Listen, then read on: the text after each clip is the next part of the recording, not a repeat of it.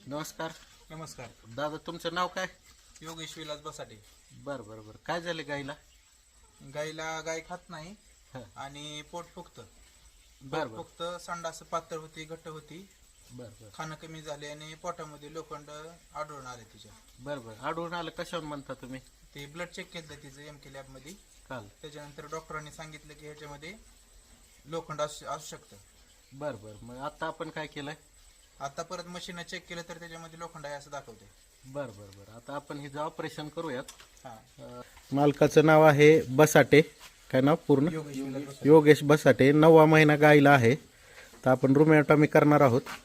बघूया की आता ह्याच्यामध्ये काय निघते वस्तू वगैरे. नमस्कार.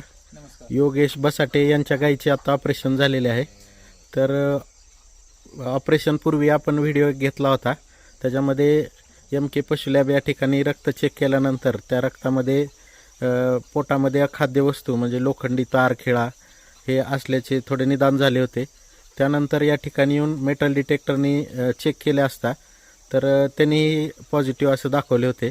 त्यानंतर 9वा महिना आहे गाईला. आता 7 तारखेपासून 9वा महिना चालू झालेला आहे. तर तिची रुमॅटॉमी केली.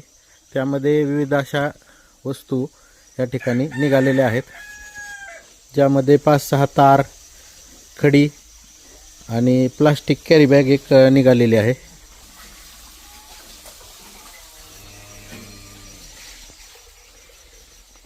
तर आपण योगेश बसाटे यांचा अभिप्राय. नमस्कार. नमस्कार. बोला सर, काय म्हणणं आहे तुमचे? गायचं ऑपरेशन केल्यानंतर त्याच्यामध्ये 10 खडीचे खडे आणि 6 तार, एक कॅरी बॅग अशी निघालेली आहे. तुमचं समाधान आहे? हो, समाधानी आहेत आम्ही. बरं, आता 4 ते 5 दिवसानंतर गाय व्यवस्थित झाल्यानंतर एकदा पुन्हा तुम्ही व्हिडिओ पाठवा. आणि गाय वेल्यानंतरचं आपण वासरू आणि याचा पण व्हिडिओ एकत्रित आपण तयार करूयात. ठीक आहे. तर या ठिकाणी रिपोर्ट पण आपण पाहू शकतो.